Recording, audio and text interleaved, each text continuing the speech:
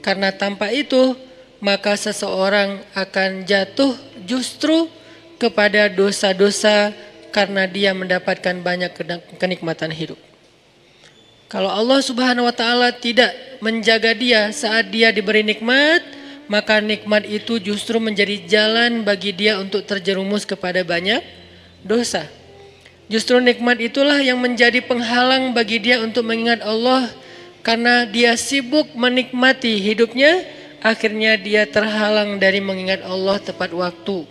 Sibuk menikmati hidupnya, terhalang dari Allah untuk bangun tengah malam. Karena dia tidurnya larut. Kenapa tidur larut? Karena terlalu banyak yang harus dia nikmati sebelum tidur.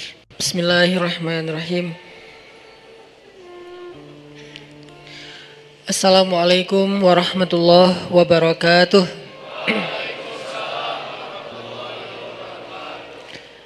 Innal hamdalillah nahmaduhu wa nasta'inuhu wa nastaghfiruh. Asyhadu an la ilaha illallah wahdahu la syarikalah wa asyhadu anna Muhammadan abduhu wa rasuluh. Radina billahi rabba wa bi Muhammadin nabiyya wa bil islami dina. Allahumma salli wa sallim wa barik ala sayyidina Muhammadin wa ala alihi wa sahbihi ajma'in. Rabbi syrah li sadri wa yassir li amri wahlul 'uqdatan min lisani yafqahu qawli. Teman-teman sekalian yang dirahmati Allah Subhanahu wa taala, yang semoga selalu dijaga hatinya oleh Allah Subhanahu wa taala agar selalu thiqah billah, agar selalu percaya dan yakin kepada Allah Subhanahu wa taala. Karena kelemahan kita itu berawal saat kita mulai meragukan Allah. Dalam segala dinamika hidup, kita selalu butuh Allah. Kita butuh Allah ketika Allah kasih kita ujian, bahkan tetap kita butuh Allah ketika Allah kasih kita nikmat. Kalau kita butuh Allah saat diuji, agar kesabaran kita terjaga. Karena orang yang tidak ditemani atau dibersamai oleh Allah Subhanahu wa taala ketika dia sedang diuji, maka dia akan mudah untuk berkeluh kesah, bahkan berputus asa. Kebersamaan Allah kepada dia saat dia diuji itu adalah Allah Subhanahu wa taala menghibur hatinya. Allah Subhanahu wa taala menenangkan hatinya. Allah Subhanahu wa taala menghidupkan hatinya dengan nikmat iman. Ala bidzikrillahi tatmainnul qulub. Innamal mu'minun idza dzukirallah wajilat qulubuhum. Bukankah dengan mengingat Allah hati menjadi tenang? Dan orang yang beriman apabila diingatkan dengan nama Allah, disebut nama Allah, maka hatinya akan bergetar. Ini bentuk Allah membersamai hambanya ketika dia dalam keadaan diuji.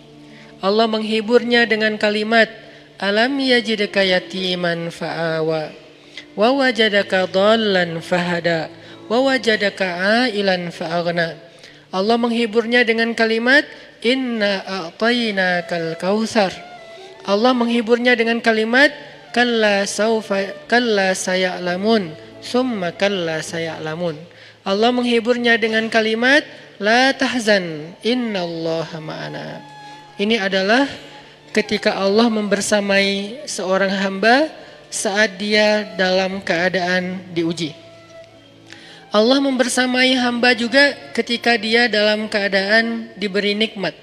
Karena tanpa itu, maka seseorang akan jatuh justru kepada dosa-dosa karena dia mendapatkan banyak kenikmatan hidup. Kalau Allah Subhanahu wa taala tidak menjaga dia saat dia diberi nikmat, maka nikmat itu justru menjadi jalan bagi dia untuk terjerumus kepada banyak dosa.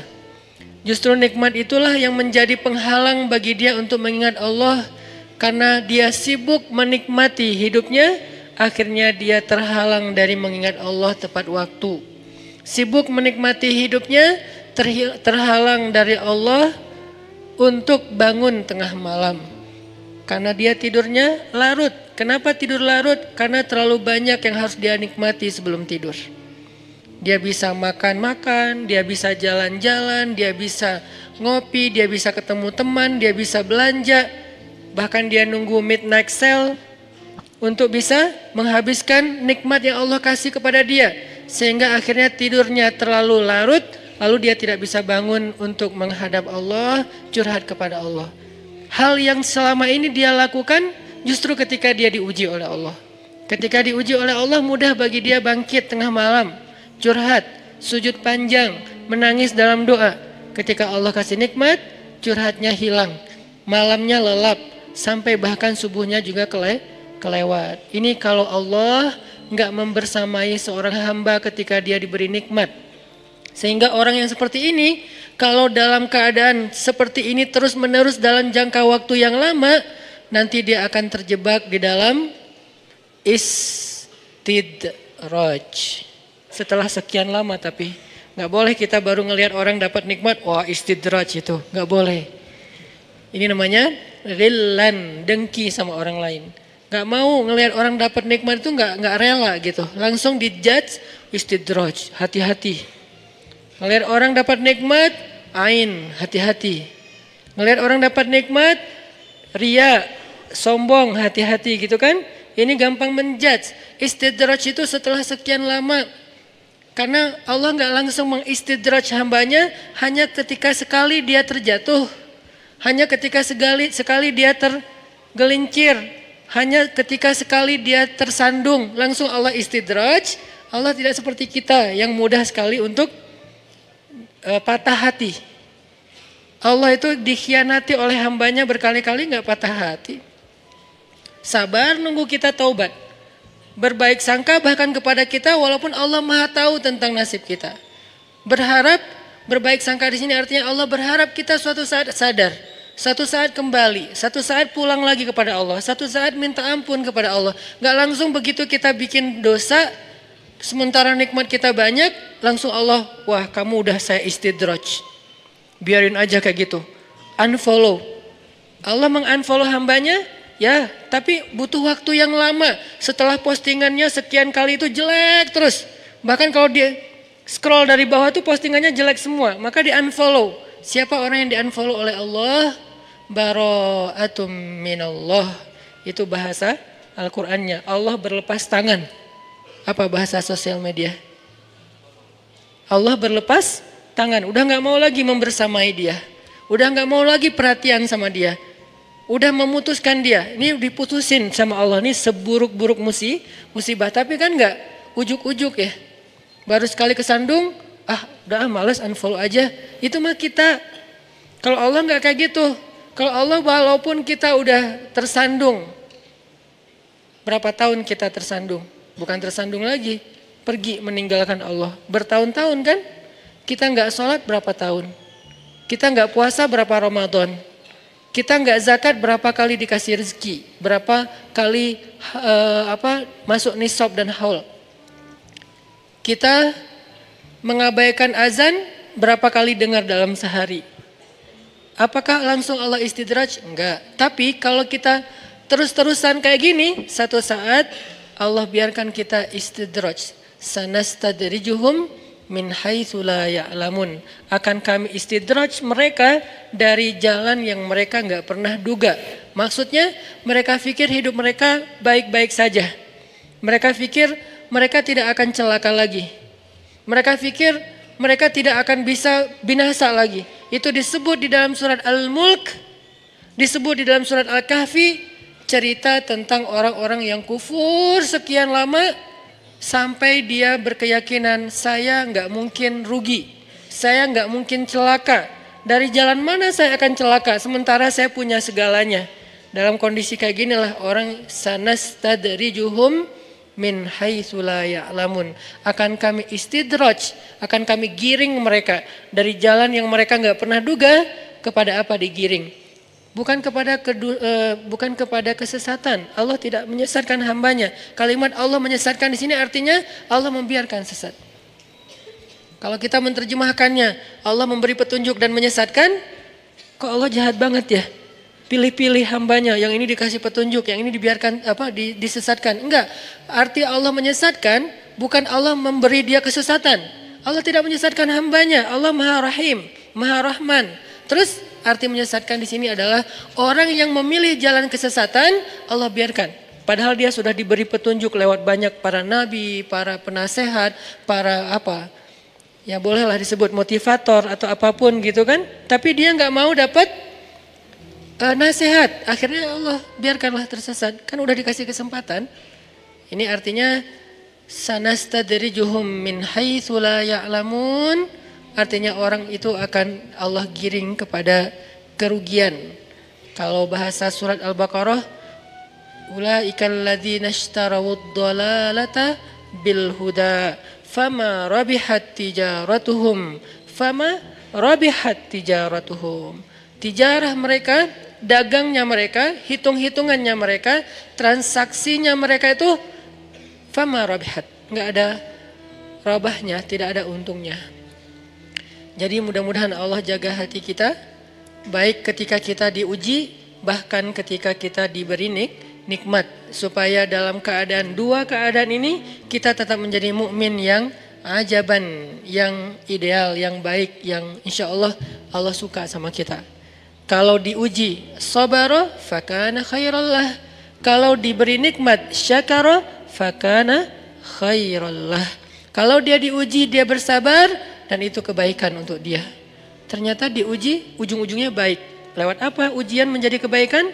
Lewat sabar. Bukankah Allah bilang wabasyiris sabirin? Sampaikan berita gembira kepada orang yang sabar. Ada banyak kebaikan yang Allah sediakan untuk orang yang sabar kalau dia sabar. Dan kalau diberi nikmat syakara. Kalau diberi nikmat dia bersyukur. Fakana khairallah. Kenapa nikmat kok menjadi kebaikan? Karena maksud nikmat dan kebaikan kan nikmat itu udah kebaikan. Kenapa ditambah kebaikan? Maksudnya dengan dia bersyukur Allah tambahkan kebaikan itu. La in syakartum la azidannakum. Jadi orang beriman itu kayaknya hidupnya tuh nggak ada, harusnya sih nggak ada bete-nya. Hidupnya tuh nggak ada istilah, aduh hari ini gue kayak rugi banget nih. Nggak ada orang yang beriman rugi. Mau dia dalam keadaan, kan hidup kita tuh di antara dua itu kan. Kalau cuman varian ujian itu aja macam-macam. Varian ujian itu misalnya kalau di surat Al-Baqarah Allah menyebutkan 3 varian ujian kan. Ba'sa, dharra, zulzilu. Ujian fisik, ujian harta. Harta ini termasuk karir, kerjaan, usaha, bisnis. Dan ujian zulzilu, ujian perasaan, termasuk diputusin. Atau orang yang dekat sama kita jadian sama yang lain. Atau mungkin di unfollow oleh, ya gitu deh. Saya kalau udah ngebahas bab ini agak gimana gitu. Jadi 3 varian ini masuk kategori apa? Masuk kategori ujian. Tetap aja 2. Kalau nggak ujian nikmat, antara 2 itu nih. In asabathu sarra syakara wa in asabathu dharra sabara. Udah gitu aja. Dan nanti bahkan sampai ayatnya gini. Alladzina yunfiquna fis sarra'i wad dharra.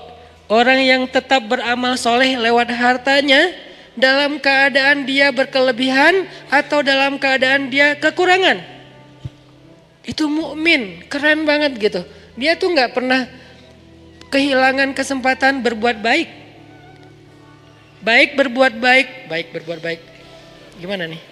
Baik beramal soleh ketika dia dalam keadaan dikasih nikmat, maupun beramal soleh ketika dia dikasih ujian, tetap aja beramal soleh. Contoh yang ayat tadi, yunfikuna fis sarra, berinfak dalam keadaan sarra, dalam keadaan bahagia, senang, lagi dapat untung gitu kan.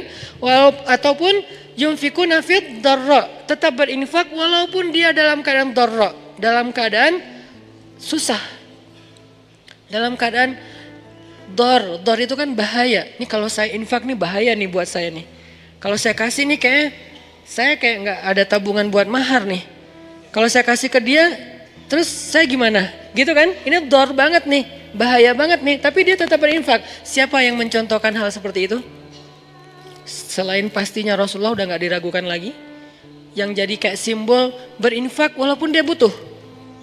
Orang-orang Ansor yu'thiruna ala anfusihim walau kana bihim khasasah. Mereka mendahulukan orang muhajirin atas dirinya sendiri, walaupun sebetulnya dia juga butuh kepada kebaikan itu.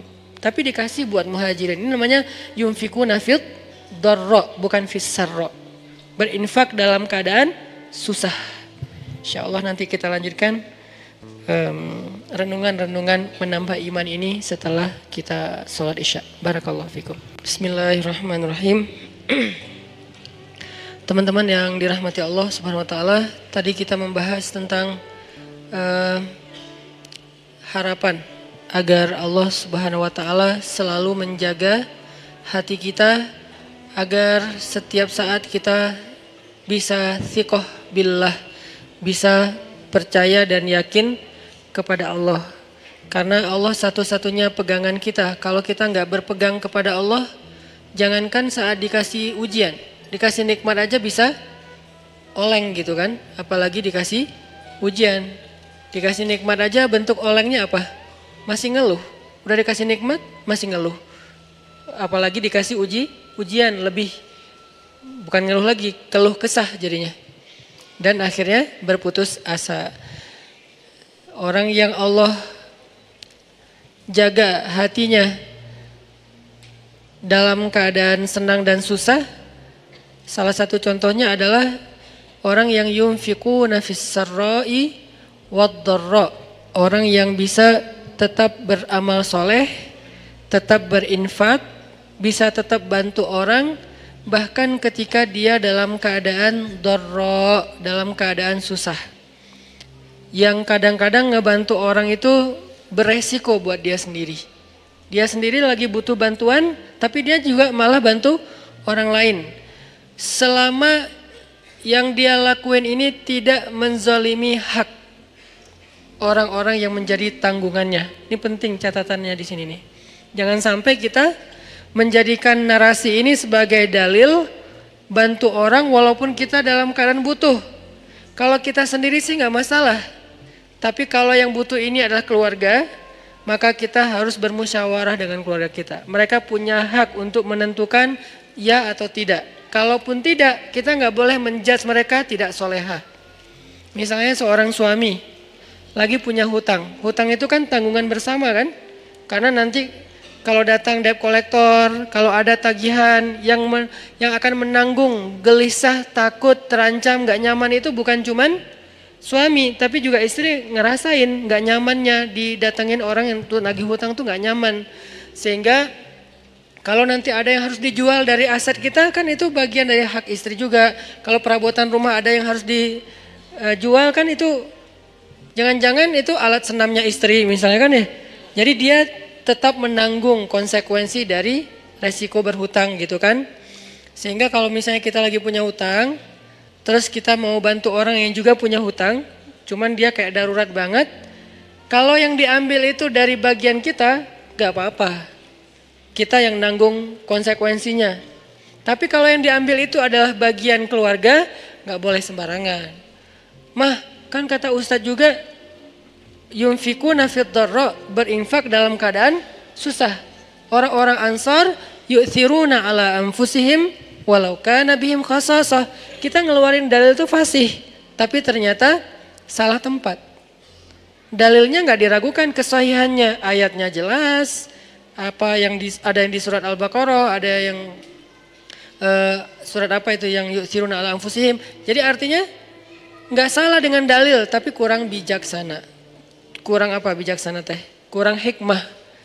Kurang wise, kurang bijaksana. Kenapa? Karena Abu Bakar As-Siddiq ketika beliau menginfakkan seluruh hartanya fi sabilillah, istrinya itu adalah siapa istrinya? Asma bintu Umais. Apakah istri kita Asma bintu Umais? Bukan, istri kita Ais. Bukan Asma, beda atuh. Jadi jangan paksain Teh Ais seperti Asma. Da Asma juga nggak terpaksa melakukan itu. Kalau istri kita sekelas dengan Asma bintu Umais, siapa Asma bintu Umais? Seorang perempuan, seorang istri yang setelah suaminya jadi khalifah, nafkahnya kurang drastis. Drop banget nih nafkah keluarganya. Saking dropnya, sampai nggak bisa makan daging, nggak sanggup beli daging. Lalu karena kangen pengen makan daging dan pengen ngelihat suaminya juga makan daging, kasihan. Akhirnya dia sisihkan dari belanja hariannya, ditabung, tabung. Setelah beberapa lama udah cukup beli daging sedikit, nggak banyak, nggak 1 kilo, cuman sedikit. Terus dia minta izin lagi ke suaminya. Padahal kan itu bagian dia kan, hak dia kan. Karena uang nafkah itu berarti udah diberikan kepada istri. Masih minta izin. Ya Abu Bakar, wahai suamiku, ini ada sisi sedikit dari uang belanja, aku sisihkan setiap hari, udah bisa beli daging sekarang, boleh nggak aku beli daging? Kasihan kamu nggak pernah makan yang lebih layak. Kata Abu Bakar, Asma, ternyata gaji saya masih lebih. Boleh nggak kalau ini kita berikan kepada Baitul Mal dan mulai bulan depan gaji saya dikurangi karena ternyata masih lebih. Apa kata Asma? Sami'na wa ata'na. Istrinya ini Asma bintu Umais, perempuan yang punya 3 suami, 3-tiganya ahli surga. Ja'far, Abu Bakar, Ali. Dan ini kisah di masa Abu Bakar. Nanti ada kisah di masa Ja'far yang juga luar biasa, yang sapu lidi itu. Ada kisah di masa Ali yang juga luar biasa, anaknya saling memamerkan ayah mereka. Karena dari 3 suami, 3-tiganya punya anak laki-laki. Anak Abu Bakar bilang ayah saya paling baik, anak Ali bilang ayah saya paling baik, anak Ja'far bilang ayah saya paling baik. Terus yang mana nih? Kan bingung Asma teh. Yang ini bilang ayah saya nih pemuda surga, sebaik-baik pemuda Mekah. Ayah saya sebaik-baik orang tua Mekah.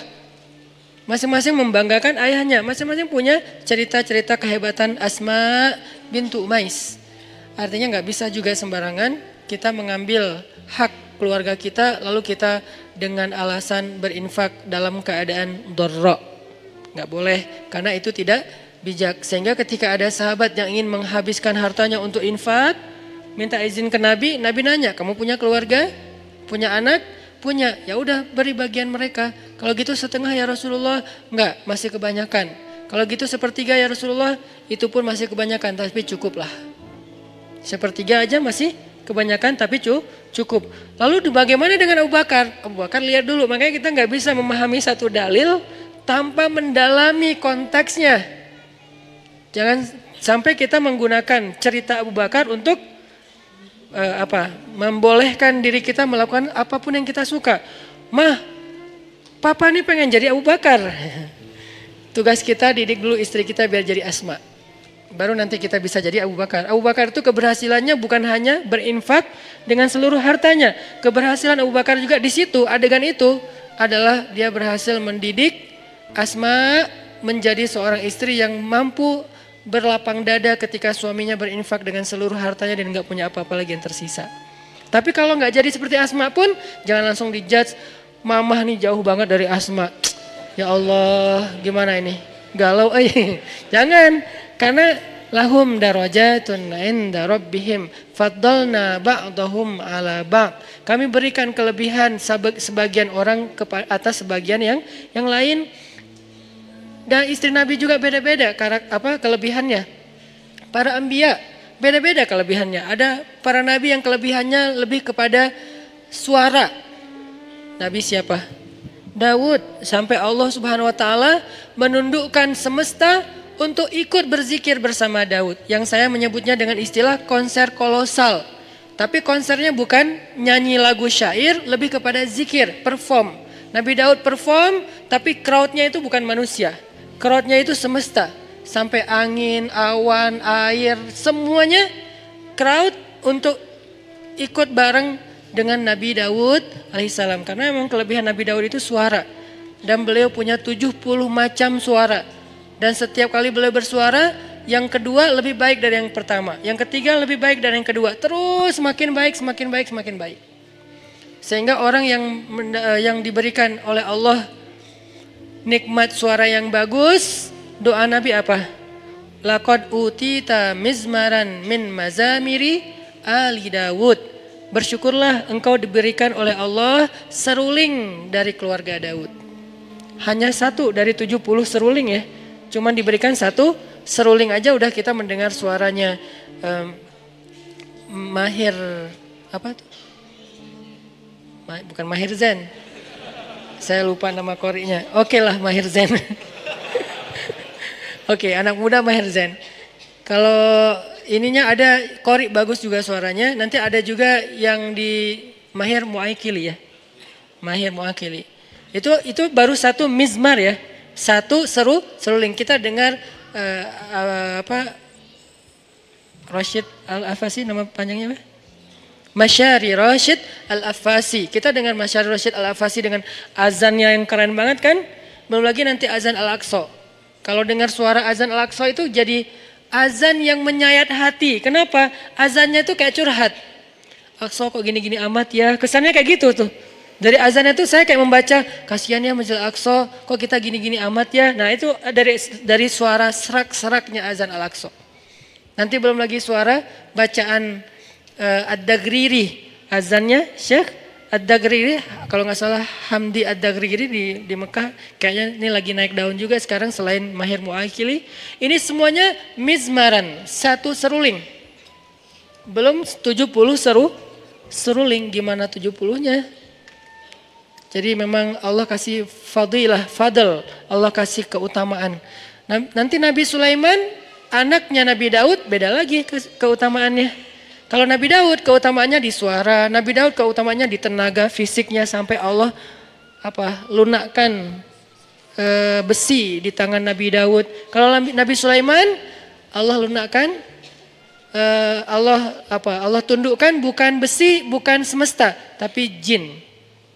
Jinnya pun bukan jin yang hanya jin beriman, bahkan jin yang tidak beriman pun tunduk. Syaitan namanya. Kalau jin beriman kan jin doang ya. Kalau jin yang tidak beriman syaitan. Syaitan aja tunduk. Kenapa? Takut sama Nabi Sulaiman. Kami tundukkan angin. Ini fadlnya Nabi Sulaiman. Nanti Nabi siapa lagi misalnya? Nabi Musa. Allah kasih fadl tersendiri berbeda dengan saudaranya Harun. Harun fadlnya lisan. Musa fadlnya kegagahannya, kekuatan azamnya, kekuatan fisiknya. Sehingga ketika mereka berdua kolaborasi, ini jadi sebuah revolusi yang luar biasa. Ngalahin Fir'aun, ngalahin Haman, ngalahin Korun, bahkan ngalahin Samiri. Kan banyak nama-nama tokoh antagonis pada era itu kan. Fir'aun, Haman, Korun, Samiri ini kan antagonis semua nih. Jadi penjahatnya. Terus superhero-nya, superhero. Jagoan-jagoannya Musa, Harun, Masyitah, apalagi nanti Asiyah, kan banyak kan jagoan-jagoan yang keren-kerennya nih. Jadi intinya adalah fadl. Setiap orang diberikan fadl. Jadi kalau kita ngelihat ada istri, ada suami yang mungkin kalau dibandingkan dengan orang lain dia kurang di sini, jangan langsung dijudge kok dia gini-gini amat ya. Ada fadl yang dia miliki yang orang lain gak punya. Toh sahabat juga gitu. Abu Bakar dengan Umar, coba lihat bedanya. Abu Bakar dengan kelembutannya bermanfaat untuk umat. Umar dengan ketegasannya, bukan tegas, bahkan kekerasannya juga bermanfaat untuk Umar. Nanti ada Utsman dengan malu-malunya tetap bermanfaat juga buat umat. Sifat malu aja jadi kebaikan. Ali dengan sama sih pemalu, cuman beda adegan, beda cerita. Tapi sisi lainnya Ali dengan kesatrianya bermanfaat untuk umat. Intinya teman-teman, gak boleh kita memaksa semua orang itu dengan satu model. Bahkan Allah sendiri mengatakan faddalna ba'dahum ala ba'd. Kami berikan keutamaan sebagian atas sebagian yang lain. Bahkan Nabi Sulaiman alaihissalam ketika mau memindahkan singgasananya Ratu Balqis di Yaman, Nabi Sulaiman memberikan tender kepada para pengikutnya. Siapa yang mau memindahkan singgasana Balqis? Terus ada jin, Ifrit bilang saya bisa pindahkan istana itu sebelum rapat ini bubar. Sebelum rapat ini bubar. Apa bahasa di Al-Quran? Dalam sebelum Anda bangkit. Sebelum Sulaiman bangkit dari tempat duduk. Kata ulama tafsir artinya bukan seukuran berapa detik saya bangkit. Bukan gitu. menurut sebagian besar jumhur ulama tafsir, arti bangkit dari tempat duduk itu sebelum rapat beres, kurang lebih 1 jam. Karena waktu itu lagi ada kongres ya. Kongres di zaman Nabi Sulaiman, kumpulin semua yang pemimpin-pemimpin kabilah, yang ahli-ahli di segala bidang, prajurit, panglima-panglima militer, kongres besar. Salah satu agendanya adalah membahas tentang masalah kerajaan Saba dengan Ratu Balkisnya. Lalu Nabi Sulaiman nanya, siapa yang bisa membawa singgasana Balkis ke sini? Kata jin Ifrit, saya bisa bawa sebelum Anda bangkit, artinya sebelum rapat usai, 1 jam kecepatan pesawat.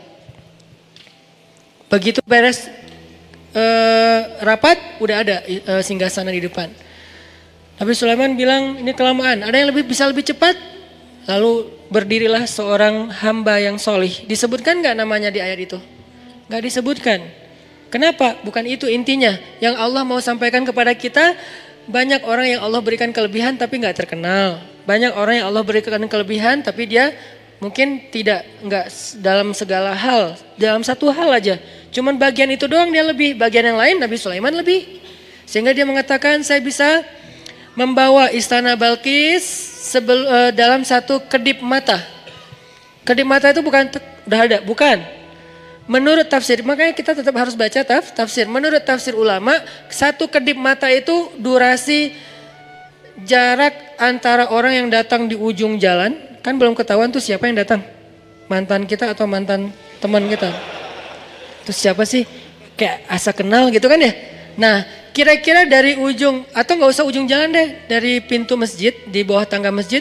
Itu kan belum jelas kan siapa kan. Sampai dia ada dengan jarak yang kita bisa kenal wajahnya. Kira-kira jalannya berapa menit? Kurang lebih 10 menit. Itulah waktu yang diminta oleh hamba yang solih. Dari arti sekejap mata, dari pandangan yang gak jelas menjadi jelas musafir yang baru datang. Itu kafilah dagang siapa? Siapa orang yang paling depan? Siapa yang naik onta itu? Sampai jelas. Berarti dari awalnya kelihatan setitik orang sampai menjadi jelas kurang lebih 10 menit, setengah jam.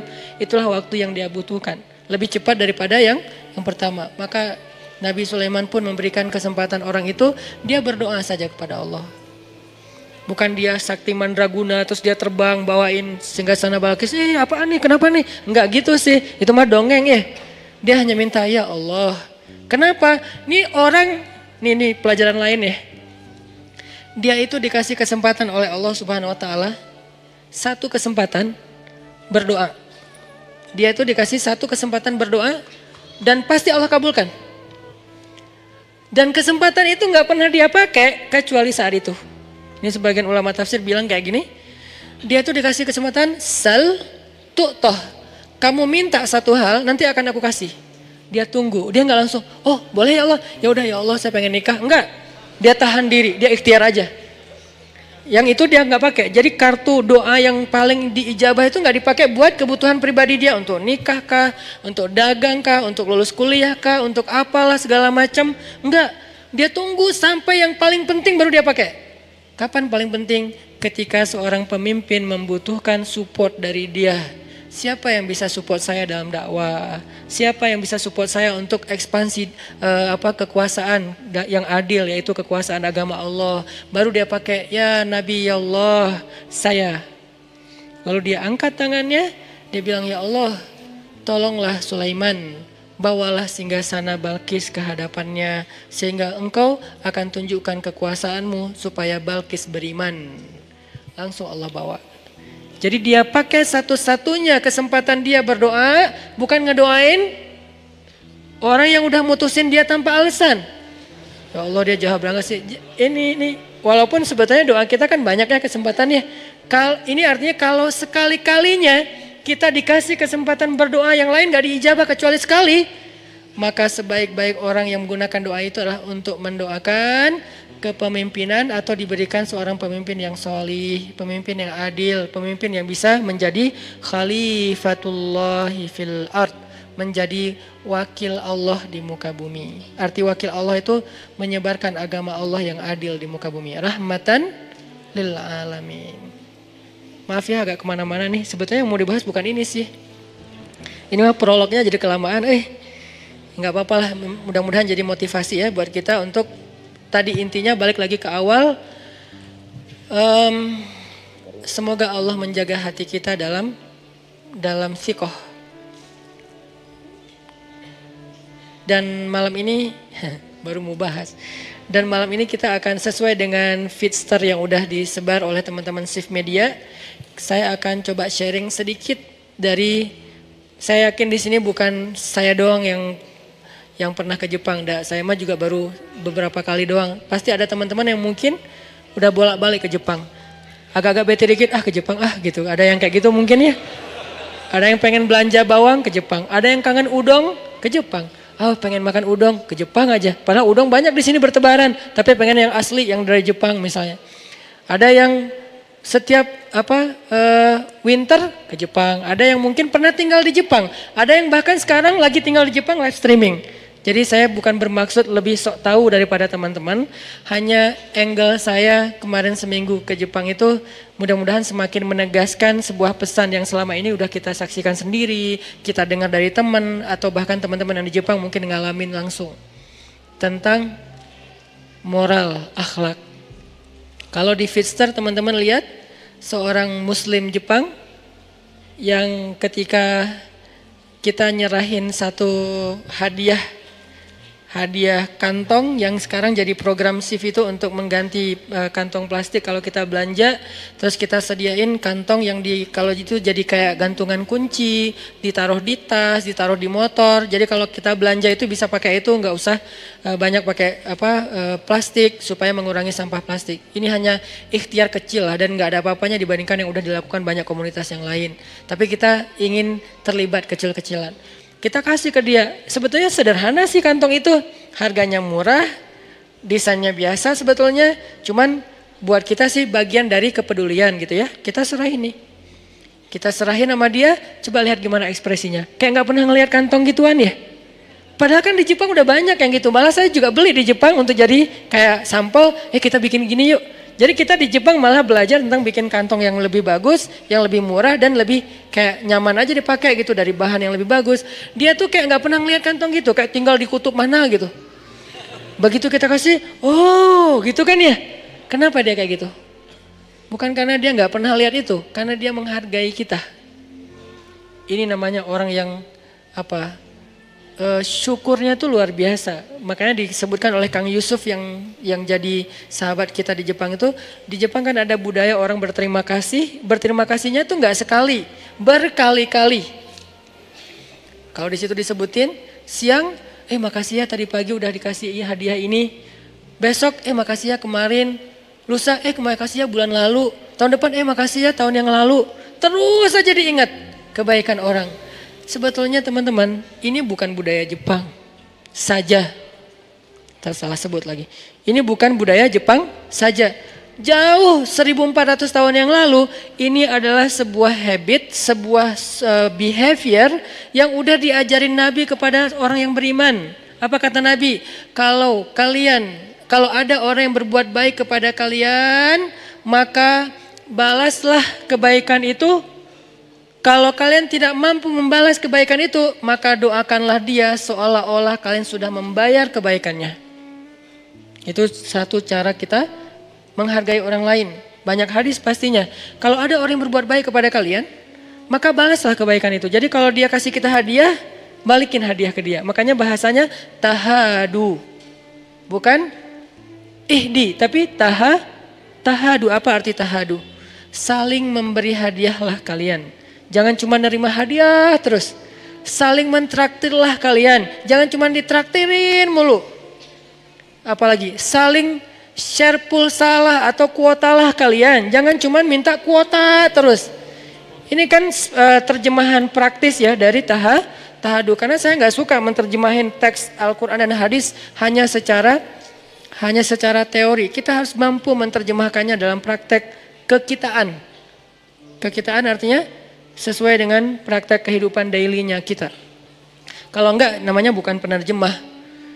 Kalau enggak bukan dai, hanya sekedar penerjemah. Dai itu harus bisa membawa idealisme kepada realitas, itu dai. Dan itu enggak gampang loh. Kita harus tafakur, kita harus muhasabah, kita harus memahami realitas, baru kita bisa bawa idealisme kepada realitas. Ini kalau di zaman kita gini, ini kalau di zaman kita gini. Itu namanya membawa sebuah idealisme sirah nabawiyah menjadi sebuah solusi konkret program kehidupan kita zaman sekarang. Kalau cuman bicara sirah nabawiyah secara narasi, teori, tapi nggak bisa diterjemahkan dalam praktek kekinian, ini sama dengan buku atuh. Apa gunanya bedah buku? Saya dulu ketika kuliah di Mesir, kita pakai buku nih, bawa buku ini ya, dosen ngasih tahu, beli buku ini, kasih tahu referensinya, kita cari di perpustakaan buku, udah gitu di kampus kita bedah. Ngapain bedah lagi kalau udah ada buku? Karena buku hanya menjelaskan teori. Bedah dari dosen ini syarah kalau dalam hadis, tafsir kalau dalam Quran, tahqiq kalau dalam ilmu ilmiah. Itu tujuannya apa? Untuk menjelaskan lagi teori-teori di buku itu dalam bentuk yang lebih konkret. Nah, begitu juga ta'lim. Kalau ta'lim cuman saya bahas bahwa Nabi pernah begini, bahwa Nabi pernah begitu, terus zaman kita gimana? Kan enggak mentranslate kan? Enggak menterjemah. Nabi itu misalnya pernah lomba berkuda yang saya share di YouTube, pernah lomba berkuda dari Thaniyatil Wada sampai ke Masjid Bani Zuraik. Zaman kita apa? Bukan cuma berkuda, ini berarti belum menterjemah sirah nabawiyah. Zaman kita tuh artinya riding, touring, night run kalau buat anak mobil. Jadi games, anak-anak yang senang mobil, motor, sepeda, dari satu tempat dan berakhir di masjid. Riding lah yang paling sederhananya. Touring kalau bareng-bareng misalnya. Itu adalah terjemahan konkret apa yang terjadi di zaman Nabi dengan konteks kekitaan. Nggak harus kita cari kuda baru ngikut sunnah. Kalau nggak naik kuda berarti belum nyunnah. Sehingga ada istilah olahraga sunnah. Saya nggak sepakat dengan istilah olahraga sunnah. Semua olahraga selama nggak melanggar syariat itu nyunnah. Berenang, yang nyunnah yang mana?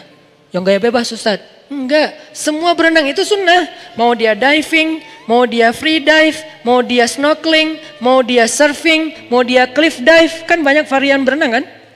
Cliff dive yang loncat dari tebing itu. Yang paling pro yang baru diputusin. Itu kan loncatnya paling tinggi. Pro cliff diver. Loncat paling tinggi, udah gitu loncat gak muncul-muncul. Ini kan varian dari berenang, free dive kah, diving kah, snorkeling kah, apalagi saya nggak tahu, surfing atau kalau surfing aja mazhabnya banyak banget nih. Ada surfing longboard, ada shortboard, ada apa? Pakai papan skimboard, ada yang wake surf, ada yang ski apa tuh, water ski sport kayak gitulah. Pokoknya water sport terserah deh apa namanya. Ada yang berenang pun gaya bebas, gaya punggung, gaya katak, gaya batu, gaya malu-malu gitu kan. Gimana kayak malu-malu, mau loncat kayak malu gitu. Kenapa? Takut malu-maluin. Artinya semua ini sibahah. Semua ini adalah berenang. Jadi yang namanya berenang nggak harus kita langsung mengatakan olahraga sunnah itu berenang. Boleh juga olahraga sunnah itu diving. Boleh nggak ngomong kayak gitu? Boleh. Cuman orang nggak berani aja ngomong kayak gitu. Kenapa Ustadz? Soalnya mungkin dia pikir kalau keluar dari kata berenang jadi nggak islami. Padahal berenang itu kan kategori umumnya. Nanti variannya, jenis-jenisnya banyak. Saya bisa aja bilang diving, olahraga sunnah. Cliff dive, lebih nyunnah lagi. Karena itu adrenalinnya cowok banget kan. Loncat, wah gitu segala macam. Kenapa itu hanya jadi kayak kesannya nggak nyunnah, kurang berpahala. Soalnya bukan gaya bebas. Cuman gaya bebas doang yang berpahala. Padahal manfaatnya sama aja. Bahkan kalau teman-teman yang diving itu kan luar biasa ya. Kemarin saya mau diajak diving di Tanjung Pinang. Ternyata itu tekniknya, ilmunya dahsyat juga tuh diving. Apalagi free dive. Free dive nggak pakai tabung udara, terus kayak mau masuk kan kalau di laut susah ya. Kayak mau tenggelam nggak tenggelam. Nih kenapa sih kok saya di permukaan air terus gitu. Muncul lagi belakangnya gitu, nggak masuk-masuk. Kayak seonggok karang gitu kan ya. Kenapa? Karena susah banget mau masuk ke dalam. Ada tekniknya. Saya pas lagi di Bunaken tuh. Sok-sok free dive. Sebetulnya nggak free dive sih, free dive-an gitu. Wah, gua mau free dive. Oh iya Ustaz. Udah aja sampai ke bawah mau turun itu ada anak saya minta diambilin bintang laut kan di tebing gitu. Jadi agak di pinggir-pinggir tebing gitu, ini kayak bahaya banget gitu kan. Yang di sebelah sana gelap, sebelah sini kayak warna-warni. Kata anak saya, Baba mau yang bintang laut itu tuh. Oh ya tenang, gaya kan. Loncat deh saya tuh dari kapal, loncat. Saya kira gampang gitu, tenggelam kayak di kolam renang kan gampang tuh, nyelam kan. Ini nyelam kok susah banget ya, kok nggak kayak ada yang nahan, lo nggak boleh ke bawah, lo nggak boleh ke bawah. Kayak susah banget, sampai kelepek lama. Datanglah yang lokal pride-nya, warga lokalnya yang udah pro banget lah ya. Makanya buat kita tuh lokal pride itu terbaik lah, udah free rider banget. Mereka nggak pakai pencitraan, nggak pakai GoPro 7, nggak pakai apa-apa, tapi bener ke bawah. Kita udah pakai segala alat, cuman di atas doang. Terus diedit, posting gitu. Kalau mereka tuh bener-bener tenggelam beneran. Ustadz bisa, aduh nyerah. Akhirnya dia langsung ngambil, langsung muncul lagi. Gampang gini, kok bisa gampang gini mas? Ya latihan. Sampai ada yang nombak ikan gitu-gitu kan. Itu kan semuanya olahraga air, berenang dan keren. Bahkan sebagiannya dipakai buat kemampuan militer. Militer kita juga ada yang diving, ada yang sampai berenangnya tangan dan kaki diikat kan sampai kayak gitu-gitu. Kalau di Palestina tuh orang Hamas, pasukan Hamas pakai berenang dengan jenis apa? Diving. Mereka pakai tabung udara diving dari Gaza tembus ke pangkalan militer Israel. Kan ada dulu serangan yang 10 prajurit Hamas angkatan laut yang katak itu kan, pasukan katak masuk ke dalam, keluar nyerang. Kalau ini kan perang, namanya perang ya, saling tembak-tembakan, masa saling senyum gitu kan. Gitu. Itu bukan perang, itu dakwah, namanya jihad. Jadi jangan agak kagok gitu kalau ngomongin orang berperang, kok perang sih Ustaz? Namanya perang ya, tembak, masa perang gini, ya gitu dong. Nah dia masuk, terus keluar di pangkalan militer Israel, diserang, terbunuh beberapa prajurit Israel dari Hamasnya. Kalau nggak salah cuma satu yang syahid, sisanya selamat dan mereka masuk lagi. Berarti kan sibahah di zaman sekarang adalah salah satunya diving. Makanya saya nggak sepakat dengan istilah olahraga sunnah itu hanya 3. Padahal kalaupun mau dibikin persis kayak Nabi, 4 harusnya. Yang jarang dibahas yang keempat apa? Gulat. Bukankah Nabi juga pegulat yang ngalahin Abu Rukanah? Kenapa nggak dimasukin? Karena kita baru membaca satu hadis, lalu merasa paling mengerti hadis tersebut. Padahal olahraga sunnah itu kayak misalnya berkuda. Berkuda itu bukan cuma naik kuda loh. Ngurus kuda. Ngurus kuda itu apa sekarang? Ngebengkel. Jadi cowok banget tuh kalau dia misalnya mogok motornya dia bisa ngerjain sendiri. Masa mogok nelpon, gimana tolong angkat motor saya tinggalin tuh di atas jembatan misalnya di Pasteur. Ya kurang cowok sih. Jadi cowok yang keren itu justru kalau dia bisa ngebengkel sendiri, minimal kalau mobilnya ada apa dia bisa ngedongkrak sendiri gitu kan ya. Ini life skill cowok. Jadi pesan dari olahraga yang Nabi katakan tadi itu bukan cuman kudanya disiapin, dipakein pelana, terus dipegangin tali kekangnya, duduk di belakang, pencitraan yang misalnya kita pakai selfie gitu misalnya. Saya pernah gitu soalnya. Saya nggak ngomongin orang lain ya, jadi jangan diedit nanti dikasih judul macam-macam gitu, enggak. Saya lagi ngomongin diri saya sendiri. Pernah di Parompong kan ya belajar berkuda, karena baru pertama dipegangin sama pelatihnya si kudanya teh. Karena kalau nggak dipegangin ntar saya dibawa lari gimana? Akhirnya mas pegangin erat ya, ya Ustadz. Nah dia ajarin, yang pertama Ustadz kalau berkuda itu, ini kata dia ya, nanti teman-teman yang pro penunggang kuda mungkin bisa meralat. Kata dia kuda itu kita tuh sama dia tuh harus kayak ngeklik gitu. Kita tuh harus sehati, kita tuh harus kayak saling paham gitu, saling pengertian. Kamu capek ya dah. Kita tuh harus saling pengertian gitu, dielus-elus dulu rambutnya, terus kayak dipegang-pegang gitu, saling pegangan gitu kan ya. Tapi jangan dikedip gitu, kasihan nanti. Apaan sih lo? Gue cowok tahu. Oh ya maaf ya. Terus kayak gitu-gitu, udah akrab, udah sehati gitu, baru naik. Dia nggak akan ngerjain. Kalau nggak sehati dikerjain sama dia katanya. Entah ini benar, entah ditakut-takutin. Pokoknya katanya gitu. Kalau nggak sehati, nggak akrab gitu, kudanya sebel. Apaan sih lo? Turun aja, males lah. Kan gitu kan? Kuda juga males gitu. Ngapain sih lo naik-naik ke gua? Emang gua siapa lo? Kegeeran kitanya gitu. Makanya kayak ternyata ada ilmunya, nanti cara sampai ngurus kuda. Harusnya penunggang kuda itu kan secara teori dia yang ngurus kudanya sendiri kan. Sama kayak penerjun kan dia yang ngelipat parasutnya sendiri kan, bukan dilipat sama teman, karena itu bahaya sekali kalau dilipat sama orang lain, nggak tahu ada apa, dan dia harus make sure kalau ini udah aman, dan kalau dia nanti buka di udara terbuka, kalau dilipat sama teman bahaya. Termasuk berkuda, dia ngurus kuda sendiri sampai sepatu kuda dan segala macam. Ini nih ilmu berkuda, jadi bukan cuman menunggang, tapi termasuk ngurus kuda. Kalau motor bukan cuman riding, termasuk ngurus motornya, servisnya, dia bersihin motornya, kalau ada yang rusak minimal ganti oli deh. Ini life skill. Ini nih sunnah Nabi SAW. Jadi buat saya kurang sepakat dengan istilah olahraga sunnah. Semua olahraga itu sunnah. Jadi teman-teman yang senang dengan segala macam jenis olahraga, dengan syarat satu aja, tidak melanggar syariat. Apa melanggar syariat? Satu, membuka aurat. Kan jelas kan? Kalau membuka aurat bukan olahraganya berarti, tinggal kita tutup aja. Satu, membuka aurat. Dua, olahraganya misalnya sampai menzolimi orang lain. Tiga, misalnya ada judinya di dalamnya gitu kan, kompetisi ada judinya. Kalau nggak melanggar syariat ya nggak masalah. Main bola nyunnah nggak? Nyunnah. Dari mana main bola nyunnah? Ada hadis. Makanya kalau baca sirah Nabi itu yang banyak adegannya tuh, biar kita open minded, terbuka. Oh ternyata ada juga yang adegan gini. Main bola itu di zaman Nabi yang dipakai apa? Jin. Bolanya itu bukan karet, jin. Pro siapa coba?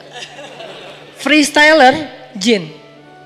Ah nih gue lagi sebel banget sama jinis gitu-gitu. Wes, jinnya Yang di mana tuh? Jin yang masih kayak anak yang baru latihan, kayak jin masih amatiran. Dia tuh lagi kayak apa ya? Lagi kayak apa istilahnya kalau di kita? Lagi training ya. Jin lagi training, amatiran. Trainingnya apa? Training menggoda orang lagi sholat. Cuman salah milih sasaran. Targetnya legend. Rasulullah targetnya. Kan ini kayak nggak sebanding banget ya.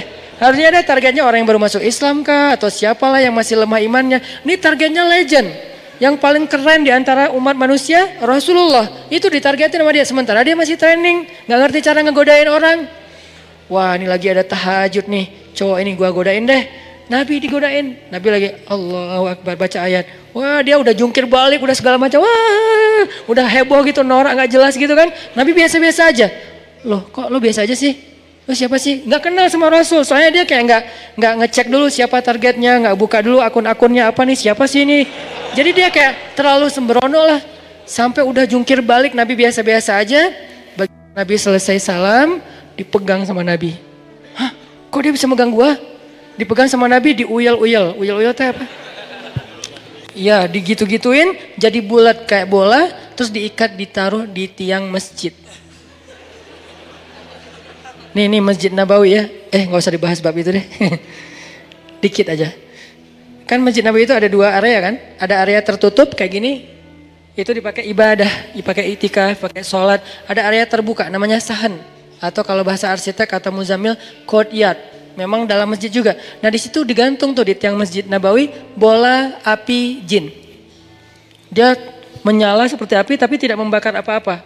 Digantung di tiang masjid. Nunggu sampai subuh. Begitu subuh anak-anak kecil Madinah kan pada subuh berjamaah tuh. Mereka kan sunrise lover semua kan. Pada senang dengan waktu subuh. Karena waktu subuh itu waktu paling baik untuk orang yang beriman kan kata Nabi. Jadi pada bangun anak-anak kecil. Kita ke masjid yuk. Anak-anak kayak ukuran pinupin gitu. Tapi sahabat-sahabat gitu kan. Anak-anak kecil. Memang anak-anak di bawah 10 tahun. Ke masjid ramai kan anak kecil ke masjid. Subuh-subuh kan seru banget ya. Subuh-subuh anak kecil pada ketemu gengnya. Ke masjid ramai-ramai. Begitu masuk masjid ngelihat. Kok ada lampu apa tuh kayak bola? Wah ya habis subuh kita main bola itu ya. Pada bisik-bisik gitu. Habis subuh pengen main bola itu. Begitu selesai subuh Nabi ngambil bolanya dilepaskan. Pergi jinnya. Jangan balik lagi ya. Ya maaf salah target. Pergi aja dia. Kata Nabi apa? Kalau bukan karena doa saudaraku Sulaiman. Akan aku biarkan jin ini jadi bola ditendang oleh anak-anak di kota Madinah. Berarti sepak bola udah ada pada masa itu, cuman contoh dalilnya bola api jin. Kalau sekarang mungkin menyambut satu Muharram gitu kan ya, atau menjelang Ramadan kan suka ada kayak kegiatan seru-seruan tuh, sepak bola api gitu kan. Yang buat saya sih itu namanya local pride. Salah satu kebanggaan lokal lah, selama tidak membahayakan dan tidak berlebihan sih, ya namanya juga seru-seruan, masa nggak boleh gitu kan? Selama nggak ada keyakinan, ini api sebelum kita main sepak-sepak, kasihan ntar gini-gini dulu, kita nyembah-nyembah dulu, kita ada kayak ritual dulu, enggak sih, cuman main doang, seru-seruan. Itu mungkin asal muasalnya yang tadi. Cuman kalau ini api beneran, kalau itu jin. Kalau jin di zaman kita kan mungkin nggak akan ketendang ya. Kalaupun ketendang nggak ada yang berani juga kali kan ya. Ah jin, innalillahi auzubillahi minasyaitonirrajim. Pada lari gitu, ayat kursi keluar, yasin segala macam. Sahabat saking jago nggak pakai ayat kursi, tendangain aja. Namanya juga jin. Akhirnya jinnya dilepas sama Nabi. Kenapa dilepas? Bukan karena kasihan. Dia tuh harusnya dikasih pelajaran sama Nabi. Cuman kenapa dilepas? Nabi menghargai doa Sulaiman. Apa doa Sulaiman? Ya Allah beri saya kekuasaan yang tidak engkau berikan kepada orang setelah saya. Apa kekuasaannya? Bisa menguasai jin. Sebetulnya Nabi bisa aja, cuman menghargai Nabi Sulaiman. Jadi di antara para Nabi kayak saling respect gitu. Ah ini mah bagian Sulaiman deh. Jangan saya nggak akan ngambil bagian itu. Kalau mau bisa lebih daripada Sulaiman. Sama kayak Nabi Musa membelah laut yang saya sering cerita, Nabi Muhammad membelah bulan. Lebih dahsyat siapa coba? Walaupun sama-sama dahsyat. Nabi Musa belah laut dengan seizin Allah. Nabi Muhammad belah bulan dengan seizin Allah. Bukan yang di bumi, yang di luar bumi, yang jadi planetnya bumi atau di luar angkasa. Lebih keren lagi nih. Cuman ya Nabi Muhammad kan tipenya nggak pamer kayak kita ya. Baru apa aja udah, wes langsung edit lagi, terus kasih back sound, di slow motion. Kebayang belah bulan slow motion demi untuk bisa diakui gitu kan? Itu mah kita. Tapi saya nggak berani menjudge karena emang saya juga gitu soalnya. Main snowboard, yang jatuh-jatuhnya di skip. Yang jatuh jangan ditampilin ya. Oh ya Ustaz. Yang jatuhnya nggak ada yang kelihatan kecuali yang hadir pada masa itu off air. Kalau yang lihat di sosial media, wah Ustaz jago banget nih bisa backside terus frontside gitu kan. Itu kan yang bisanya, yang nggak bisanya terguling-guling kepala, terbentur segala macam. Nggak, itu hanya untuk saya dan teman-teman yang ikut. Jadi kalau pengen lihat saya jatuh, yuk ikut bareng. Cie. Promo, hard selling. Balik lagi tadi ngomong apa kok jadi kesini? Olahraga. Intinya sih dia tuh menghargai banget pemberian kita sampai arigato kata dia, makasih banyak, wah apa segala macam. Ekspresinya tuh kayak orang nggak pernah ngeliat apa-apa. Ini namanya menghargai. Makanya Rasulullah SAW mengajarkan kita kalau ada orang berbuat baik kepada kita, cobalah balas kebaikan dia. Tahadu, baru tahabu. Saling berhadiahlah kalian, jangan dihadiahin terus. Kita harus mikirin gimana ngebalas hadiah orang. Kalau nggak sanggup, bisa jadi ada orang yang ngasih kita hadiah, emang dia orang yang mampu. Kalau kita balas takutnya buat dia nggak terlalu berharga gitu kan. Kayak misalnya kita dikasih barang branded dan dia mampu beli barang itu dengan harga yang sekian.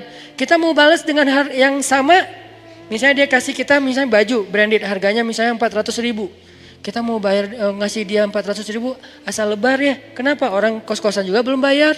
Ini gimana nih? Kalau nggak sanggup ngasih yang sama, maka kata Nabi doakan.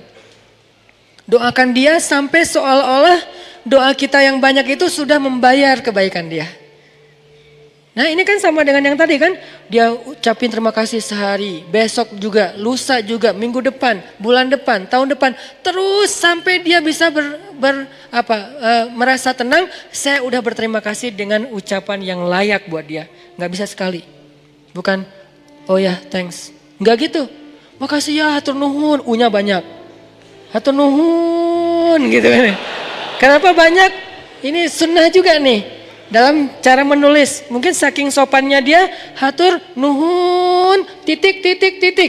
Panjang, titiknya banyak lagi. Udah gitu senyum, udah gitu ketawa, guling-guling. Jadi agak alay banget gitu. Tapi ya itu kan ekspresi dia untuk saking bahagianya. Walaupun kadang-kadang dikasih sesuatu yang biasa aja.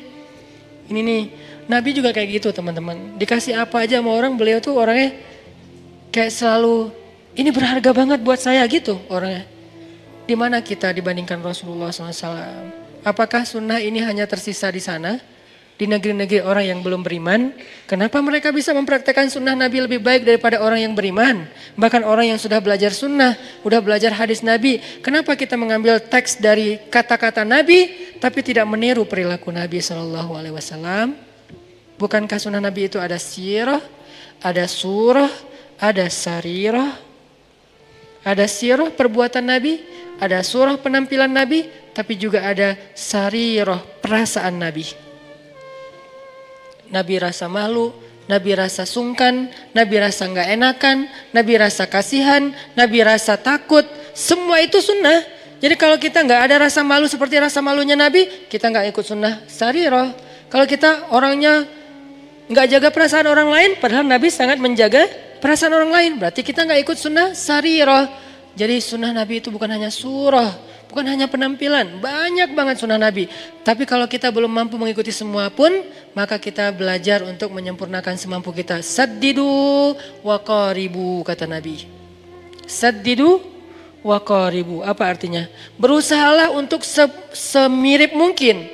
Kalau nggak bisa semirip mungkin, minimal agak-agak menyerupai.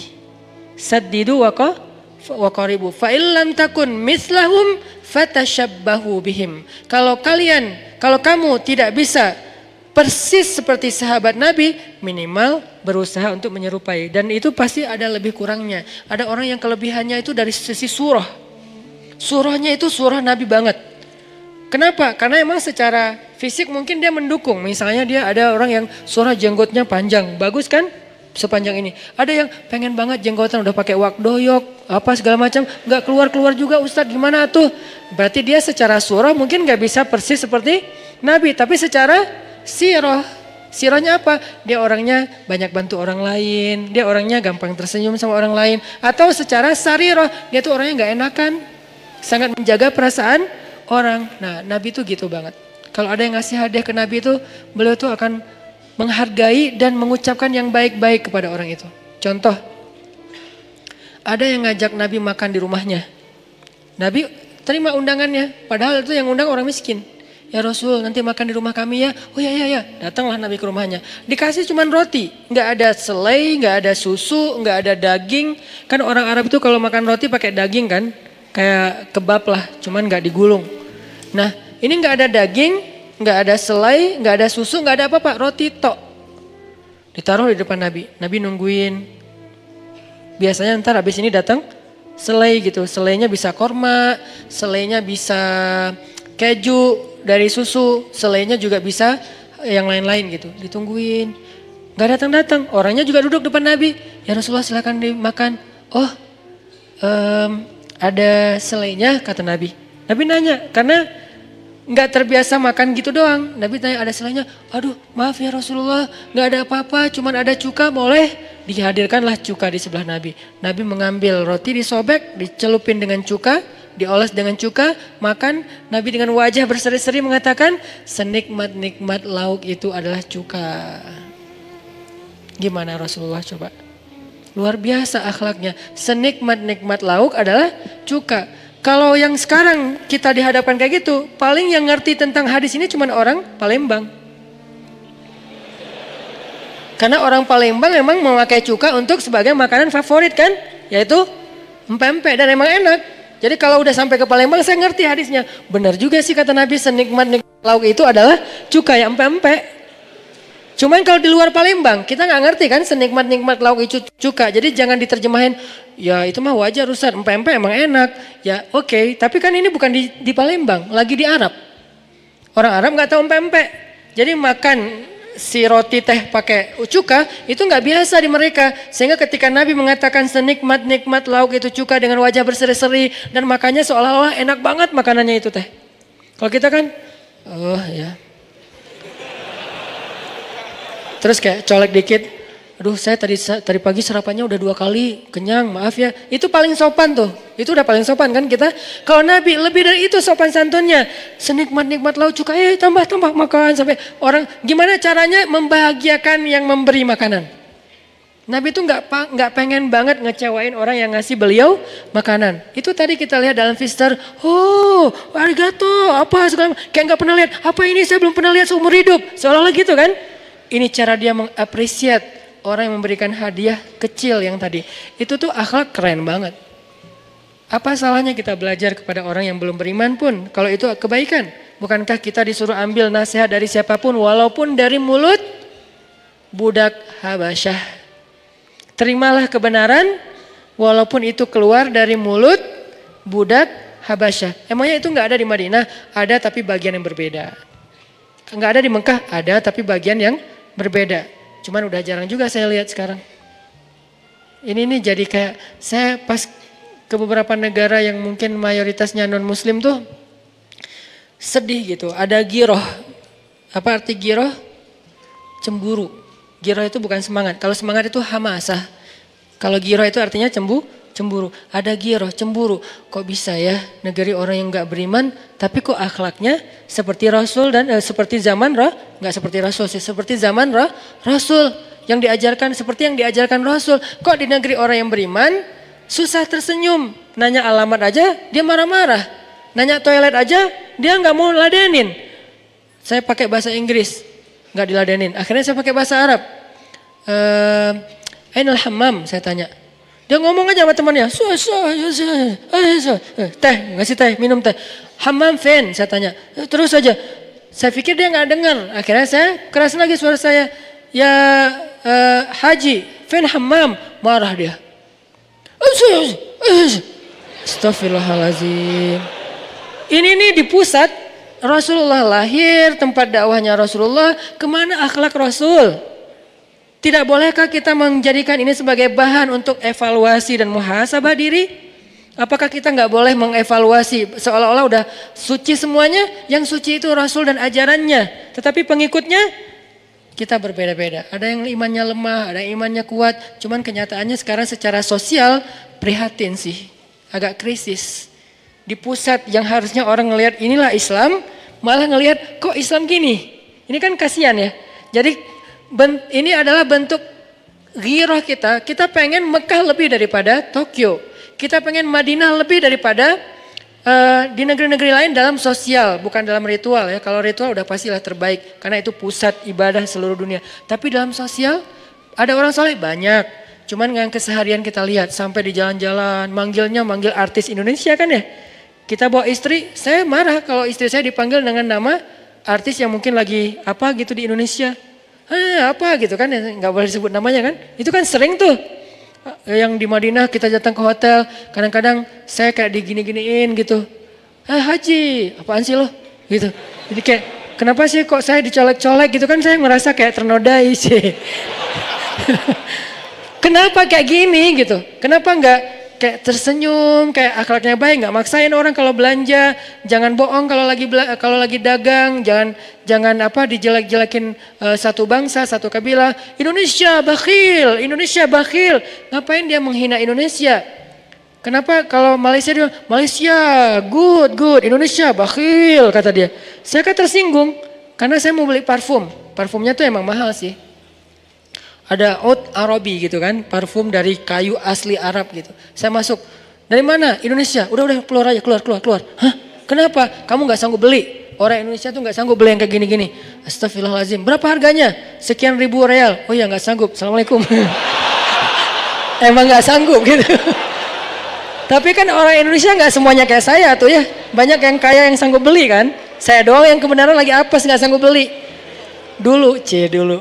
Waktu itu masih mahasiswa soalnya. Mahasiswa tahu sendiri kan, kita kan prihatin banget. Saya pernah jadi mahasiswa, teman-teman sebagian mahasiswa tahulah gimana pun orang tuanya mampu kadang-kadang kita irit gitu kan. Datang kenapa bisa datang situ? Penasaran aja kok wangi dari setiap lewat wangi. Saya pengen, siapa tahu saya bisa beli 100 mili aja. Berapa? Sekian ribu real. 100 mili harganya jutaan. Berarti sekali saya oles 100 ribu atau. Wah, lebar, pergi aja saya. Assalamualaikum, Indonesia, ruh. Besok-besoknya teman saya nyamar. Dari mana? Malaysia. Sahib. Mau pilih yang mana? Jadi kayak, wah ini mah diskriminasi ini saya bilang. Akhlak, kalau pas ini bukan membanding-bandingkan, tapi kayak saya pengen ini bisa nggak sih kalau nggak ada di Mekah Madinah sekarang mungkin ya udah di Bandung deh, di Indonesia deh. Orang Jepang nanya, dari mana? Indonesia. Wah Indonesia. Dia kayak senang. Padahal kan kita banyak impor barang dari mereka kan. Jadi mereka kayak ngerasa, oh kalian kan ngambilnya dari saya. Nggak ngerasa gitu, kayak ngerasa besar kepala. Ini akhlak teman-teman. Di mana dalil yang kita baca, kok nggak terwujud dalam akhlak kita? Gimana cara mereka menghargai orang lain? Gimana cara, walaupun tetap ada masalah pasti. Nggak ada manusia yang sempurna. Pasti ada, saya kan nggak mau membahas sisi negatifnya. Karena saya nggak mau menjudge. Ada sih sisi negatifnya, masalah mental mereka yang rapuh. Masalah sampai itu ada yang aneh-aneh di sana tuh. Katanya nggak mau dibahas Ustaz. Ya udah deh, gak usah dibahas. Ini dikit aja nih, penasaran. Ini kan kayak pecin gitu ya. Kayak cemilan yang ada pecinnya kan enak gitu kan udah makan. Sampai teman saya bilang gini, Ustadz tahu nggak di sini tuh banyak jasa-jasa unik loh. Ya apa? Ada jasa teman curhat. Saking nggak punya teman curhat, ada jasa kalau jadi teman curhat dibayar. Jadi kalau yang kurang kerjaan, kita bisa ke Jepang jadi teman curhat. Siapa yang butuh curhat, saya siap menjadi teman curhat. Sejam dibayar sekian yen. Itu jadi dengerin aja, oh gitu ya, kasihan banget, sabar ya. Nah, gitu doang. Jadi kerjanya tuh gitu doang, sabar ya, aduh kasihan, udah beres gitu, bayar pergi. Nanti ada yang online lagi, saya butuh curhat, datang, ada yang kayak gitu. Ada yang teman jasa untuk jadi sandaran kepala untuk dia bersandar ketika dia sedih. Jadi kayak, wah jasanya tuh cuman ini doang. Kita datang hanya untuk jadi sandaran karena dia nggak tahu nyandar ke siapa, nggak ada teman. Teman mereka tuh cuma partner kerja, keluar dari kantor udah nggak kenal gitu. Akhirnya kayak butuh kehangatan atau kenyamanan ya. Sampai ada jasa teman curhat dan lengan untuk dia tidur di atasnya. Nggak ngapa-ngapain, cuma taruh lengan doang. Tapi curhatnya di tempat tidur, cuman jangan kemana-mana ya. Cuman segitu doang curhat. Ya aku ditinggalin sama anak-anakku. Iya kasihan. Teman-temanku tuh pada cuek sama aku. Oh gitu. Terus curhat semalaman udah beres. Transfer jangan lupa ya. Oh iya. Ada yang kayak gitu-gitu sih. Cuman ya namanya juga makhluk kan ya. Gak ada yang sempurna kecuali ketika dia mengamalkan agama Allah. Masalahnya bukan itu. Mereka kayak gitu wajar karena mereka gak beriman. Orang beriman kok bisa kehilangan akhlak moral yang keren-keren yang sekarang ada sebagiannya di mereka. Ini PR-nya yang kita mau bahas. Gimana caranya? Bukankah Nabi mengajarkan itu?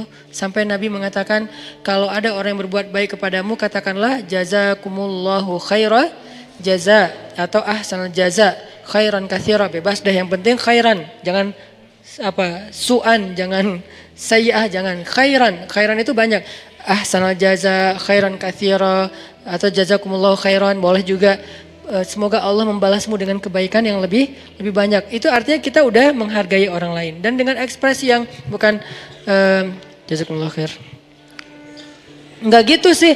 Jazakumullahu khair. Ekspresi itu Nabi banget loh. Karena Nabi itu orangnya ekspresif. Ekspresi Nabi itu selalu menyenangkan orang yang di sebelahnya.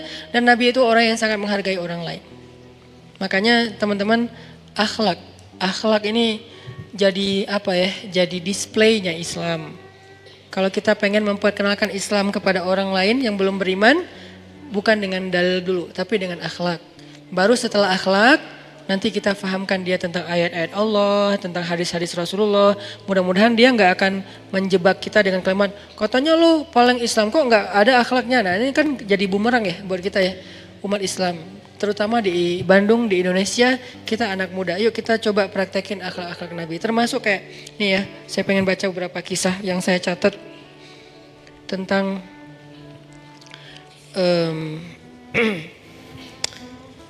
Nabi ketika sedang dalam keadaan perang Khandak. Perang Khandak itu cerita yang paling fenomenal itu kan pas lagi menggali parit kan. Nabi lagi gali parit Khandak dengan para sahabat. Nabi itu ikut turun juga gali parit dengan para sahabat sampai beliau angkat-angkat tanah kayak gitu. Seluruh tubuh beliau itu kotor dengan, bukan kotor sih, berlumur tanah gitu. Karena tanah gak kotor. Jangan bilang, di pakaian kita ada tanah jadi gak bisa dipakai sholat. Enggak, tanah itu gak kotor. Tanah itu alat bersuci kedua setelah air kan. Jadi tanah itu gak disebut sebagai kotoran. Kotoran itu yang terlihat dan tercium bahwa itu memang kotoran. Kalau gak terlihat, gak tercium, dianggap tidak ada. Secara fikih tidak terlihat, tidak tercium, berarti dianggap tidak ada. Kan tadi kita jalan kemana-mana, siapa tahu ada kotoran. Lihat aja ada nggak? Nggak ada. Cium ada nggak? Nggak ada. Berarti nggak ada. Kalau ternyata ada, la yukallifullahu nafsan illa wus'aha. Allah maafin karena emang itu di luar taklif kita, kemampuan kita. Jadi Nabi lagi angkat-angkat tanah dan sahabat kasihan ngelihat Nabi. Nabi kasihannya gimana nih? Masa kita membiarkan Nabi ikut angkat-angkat tanah bareng kita? Lihat tuh Nabi sampai seluruh tubuh beliau kena tanah dan baju beliau jadi warna-warna tanah gitu. Semuanya melekat tanah di tubuh beliau. Akhirnya sahabat kayak kasihan sama Nabi dan mereka merasa sungkan. Nabi nggak suka digituin. Nabi nggak mau orang lain ngerasa nggak nyaman. Sehingga akhirnya ngelihat wajah-wajah sahabat yang kayak nggak enakan sama Nabi, akhirnya Nabi menyampaikan sebuah syair. Dan syair ini didendangkan oleh Nabi. Memang sih nggak pakai alat musik, tapi dan bab musiknya ada fikih tersendiri. Dan saya menganut mazhab musik itu tidak haram, kecuali ada yang melanggar syariat, liriknya, performnya, alirannya. Tapi kalau secara umum kenapa? Al aslu fil asya ibahah. Dasarnya segala sesuatu selain ibadah itu boleh, kecuali ada sesuatu yang melanggar syariat. Tapi kita nggak bahas bab itu. Nabi bersenandung. Apa senandungnya? Senandungnya bahwa ini nggak apa-apa, ini nggak apa-apa. Ini kalau saya bacakan saya nggak hafal juga syairnya, baru dengar tadi. Nabi bersenandung gini. Laulallahu mahtadaina wala tasaddaqna wa sallaina fa'anzalanna sakinatan alaina wa thabbitil aqdama in laqina inna idza qaumun baghaw alaina wa in aradu fitnatan abaina. Kalimat yang penting di sini menurut saya abaina. Abai itu dari bahasa Arab jadi bahasa Indonesia. Mengabaikan itu bahasa Arab jadi bahasa Indonesia. Kata Nabi, inna idza qaumun baghaw alaina wa in aradu fitnatan abaina kata Nabi. Kita adalah kaum di sini artinya kaum muslimin. Kita adalah kaum yang kalau orang mencela kita, kalau orang memfitnah kita, kalau bahasa sekarang kalau orang membuli kita, abaina, kita abaikan, tidak kita ladeni. Itulah sunnah Nabi. Bayangkan, luar biasa kan ajaran Rasulullah SAW. Ini termasuk dalam etika kita bersosial media. Kalau orang head speech buat kita, kalau orang ngebully kita, kalau orang nge-hate kita di dalam sosial media, abaina. Kita abaikan. Gak boleh diladeni. Ini Nabi bacakan ketika para sahabat merasa gak nyaman. Nabi ikut angkat-angkat tanah bersama mereka. Lalu Nabi bersyair. Kalau kita terjemahin satu persatu kata Nabi, laulallahu mahtadaina. Kalau bukan karena Allah kita nggak dapat petunjuk. Wala tasaddaqna wasallaina. Kita nggak akan ngerti cara untuk bersedekah dan sholat.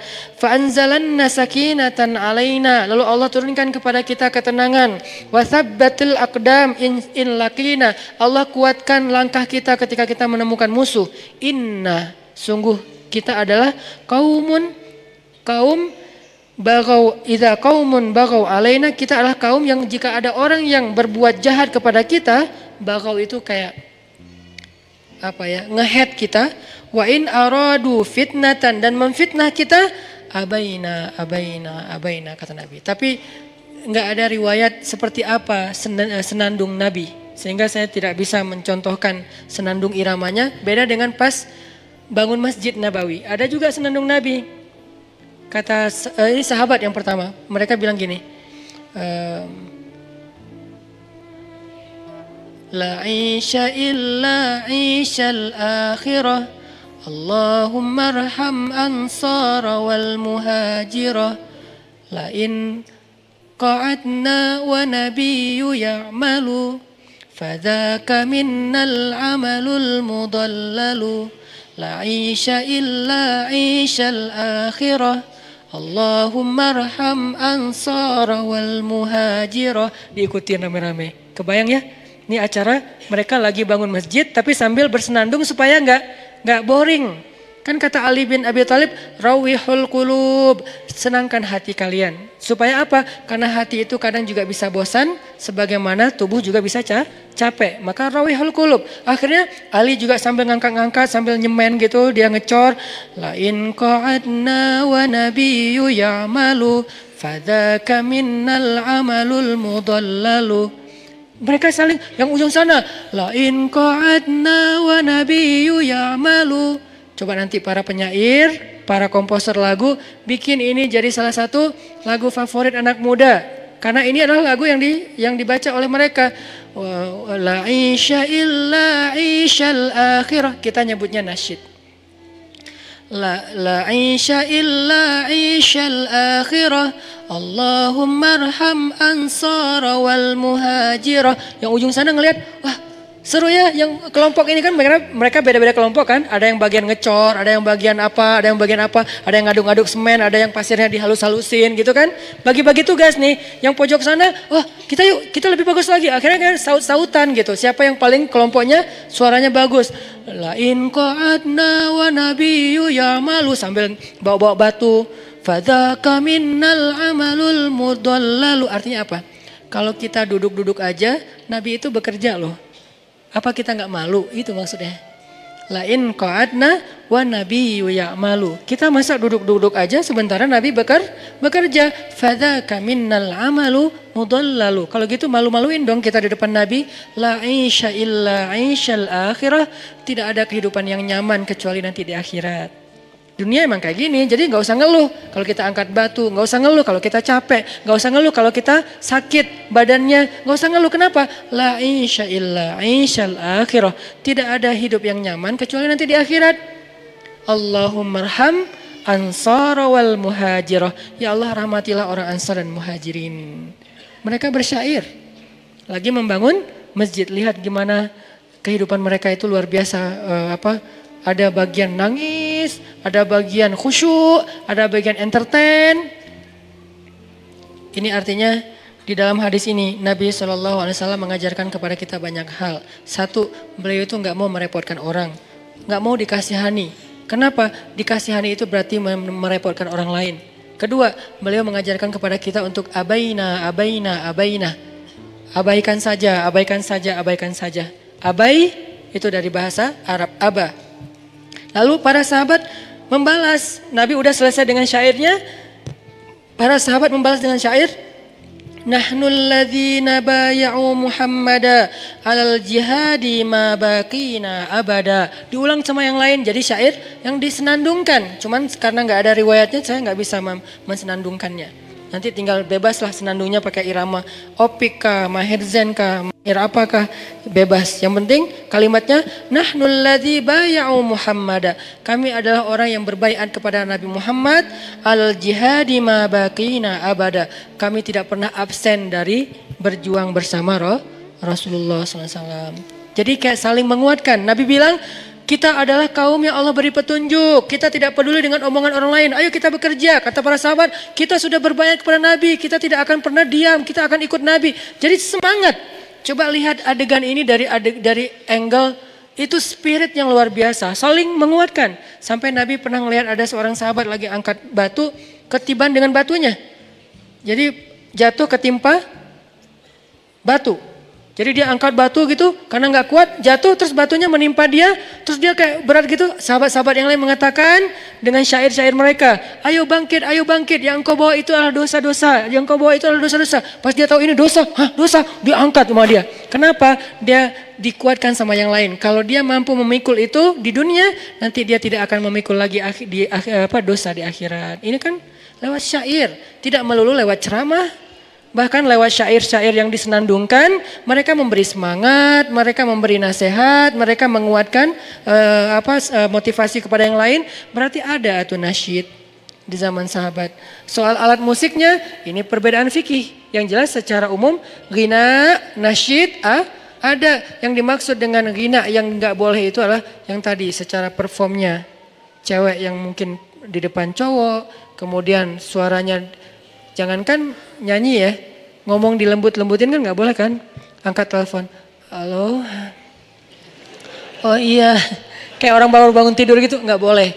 Biasa aja, halo, oh ya, oh iya, nggak gitu-gitu juga sih. Kadang ada juga suara cewek itu nggak dilembut-lembutin juga udah, aduh astagfirullahaladzim, gimana nih? Di loudspeaker, akhirnya pas di loudspeaker, astagfirullahaladzim, rame-rame astagfirullah gitu kan ya. Kenapa? Suaranya emang keren sih. Mungkin dia bekas penyiar kali. nah suara penyiar kan bagus ya, atau dia seorang vokalis juga mungkin memang suaranya bagus. Ya sewajarnya aja, semampu kita, jangan sampai udah suara bagus dilembut-lembutin lagi tuh, nggak boleh kan? Makanya Allah mengatakan di Al-Quran itu, janganlah kalian melembut-lembutkan suara kalian ketika kalian berbicara. Kenapa? Takutnya nanti ada orang yang hatinya itu nggak siap. Nggak semua cowok itu, gue biasa aja, yang lain nggak gitu. Ada yang kita biasa aja, ada yang teman kita udah luar biasa. Diam-diam dia kayak nggak bisa tidur gitu. Bagus banget ya suaranya ya, gitu kan. Ada nggak sih yang kayak gitu? Ada. Kita pernah nggak sih kayak gitu? Pernah. Jujur aja. Pernah nggak kita kayak gitu? Pernah. Dan saya juga pernah. Sengaja Ustadz. Hampir. Maksud hampir sengaja, nggak sengaja nelfon. Aduh astagfirullah. Udahan ya. Assalamualaikum. Waalaikumsalam. Kenapa Ustadz? Suaranya keren. Ada yang kayak gitu? Ada. Ya, makanya ya kalau nggak berlebihan, bukan cewek, terus juga performnya nggak berlebihan juga, musiknya nggak berlebihan, artinya yang heboh banget. Ini sebagian ulama masih membolehkan, tapi sebagian ulama mengatakan tidak. Allahu a'lam, dua-duanya pakai hadis. Yang nggak membolehkan hadis Bukhari, yang membolehkan hadis Bukhari Muslim. Mana yang mau dipilih? Dua-duanya hadis sahih.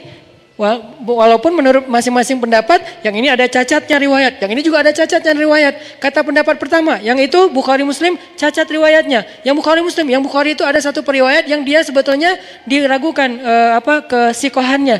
Ini nih perdebatan fikih dan perdebatan hadis. Kita nggak usah ikut-ikutan, tinggal pilih saja. Yang mengatakan ini hadis Bukhari nanti akan ada di satu masa menghalalkan musik dan segala macam zina, khamar, musik. Ini hadis Bukhari.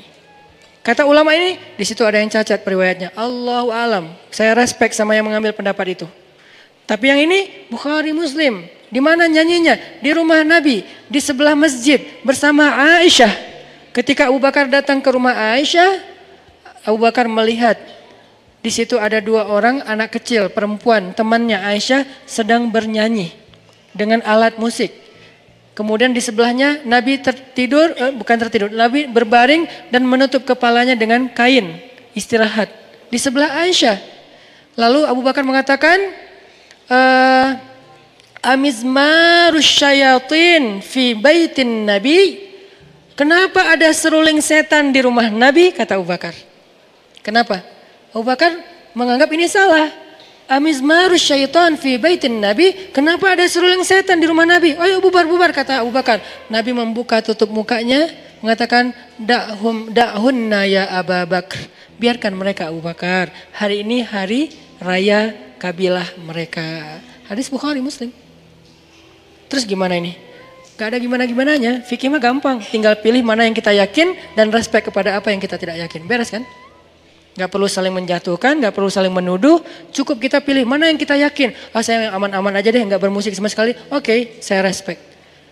Yang memilih bermusik bukan karena dia gak memilih aman. Dia memilih kenapa? Ini kalau ini boleh, siapa tahu ini bermanfaat untuk jalan dakwah. Kita juga respect. Masing-masing punya alasan kan? Nah ini aman nih kalau kayak gini. Tapi kalau sama-sama merasa paling benar, kemudian menjudge yang lain neraka, dan Nabi mah gak gitu. Terus gimana kita mengikuti sunnah? Ini akhlak. Abaina. Kita abaikan dalam perdebatan. Kita jelaskan secara baik-baik. Kemudian nanti ada kisah lagi yang terakhir. Nabi dalam sebuah perjalanan jihad. Kalau bahasa kita mungkin kayak touring lah. Kalau anak muda itu touring. Lagi touring motornya kurang. Yang pengen ikut touring banyak. Tapi motornya sedikit. Yang pengen ikut jihad 1000. Motornya 300. Kudanya 300. Ontanya 300, yang mau ikut 1000. Gimana? Kata Nabi, satu onta dipakai untuk 3 orang. Caranya gantian. 1 orang naik, 2 orang jalan. Nanti gantian setelah beberapa ratus meter atau 1 kilometer gantian. Jadi ganti-gantian naiknya.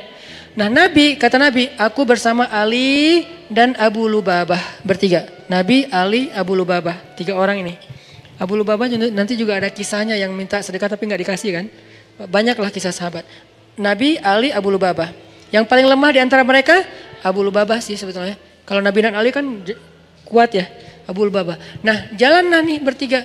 Abu Lubabah naik pertama, Nabi jalan.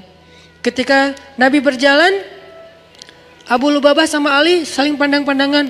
Kata Ali, Maksudnya turun. Masa Rasul jalan, kamu di atas, Abu Bakar, turun.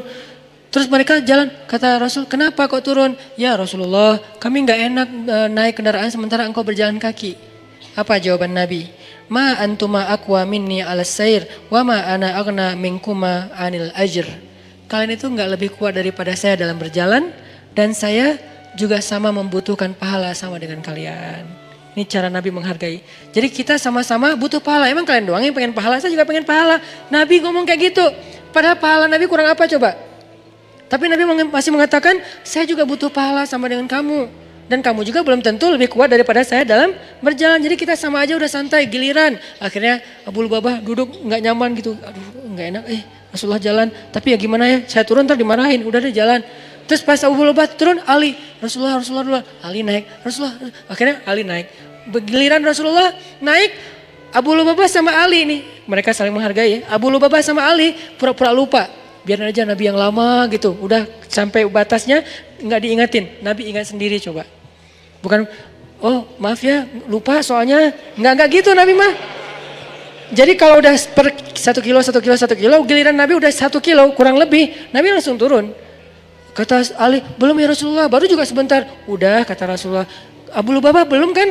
Belum ya Rasulullah, kami juga menghitung. Belum, kayaknya baru sebentar Nabi. Udah kata Nabi, kalian gak lebih kuat dari aku. Dan aku juga butuh pahala sama dengan kalian. Ini akhlak. Gimana kita dengan teman kita? Ini namanya yunfikuna fis sarra'i wad dharra. Sama-sama butuh tapi saling. Kita sama-sama butuh pengen cepat tapi saling mendahulukan. Mangga duluan. Akhirnya di perempatan jalan orang lain duluan. Ada yang mau nyebrang sama-sama butuh pengen cepat sampai ke rumah. Dia duluan. Ini namanya yu'thirun. Ithar. Bisa nggak kita kayak gitu? Jadi teman-teman kesimpulannya adalah satu. Semoga Allah Subhanahu Wa Taala menjaga hati kita dalam kesiqohan. Karena tanpa iman hidup kita itu rapuh banget. Tanpa iman jangankan dikasih ujian, dikasih nikmat aja kita labil, apalagi dikasih ujian. Kedua, yuk kita belajar akhlak Nabi SAW. Jangan hanya kita memahami hadis-hadis beliau, tetapi kita juga memahami akhlak beliau, hal-hal yang detail.